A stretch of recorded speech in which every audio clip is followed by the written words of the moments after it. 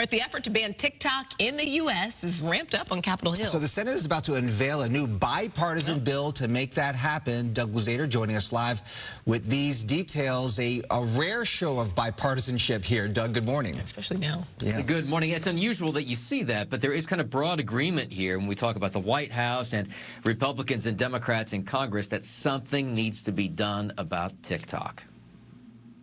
TikTok, owned by a Chinese company, is all about winning the attention of its users. But there is growing scrutiny now coming from both Congress and the White House. We know certain countries, including China, seek to leverage digital technologies and Americans' data in ways that can present national security risks. Today, we're expecting a new Senate bill that would give the president new authority to crack down on companies like TikTok.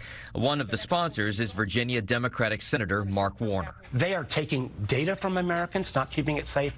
But what worries me more with TikTok is that this can be a propaganda tool to basically the kind of videos you see would promote ideological issues. The government is now banning the app on federal devices, and there is another effort in Congress to institute a nationwide ban. It all reflects growing tension with China, ranging from the spy balloon incident to the possibility of China's intervention in Ukraine or its increasingly aggressive stance toward Taiwan. But disentangling U.S. users from TikTok will not be easy, even if the concern here in Washington is bipartisan. TikTok brings me real concern, especially China itself. What do they use it for? Why is TikTok used different in America than it is in China? Why is it limited in China? I mean, it goes back to so many different questions. Now, TikTok has long argued that their data is sequestered here, in essence, in the United States, and that the Chinese government doesn't have access to it. But because TikTok is owned by a Chinese company, there's a lot of suspicion here that the Chinese government could really lean on that company and gain access to that data.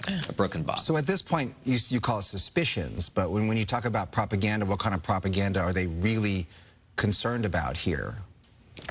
Well, it may be the same kinds of things that we've always heard about Facebook and Twitter during elections, for instance, the ability to even foment dissent, that kind of thing where China could ultimately meddle in, U.S. culture to create even more discord. Yeah, we're all sitting here looking at TikTok thinking it's just like dance routines and things like that. And, and here we go, they're sending out messages that, might be harmful to us, All right, Doug Luzader live. Potential, I guess. Yeah. Right. Doug, we really appreciate that. Doug, thank you.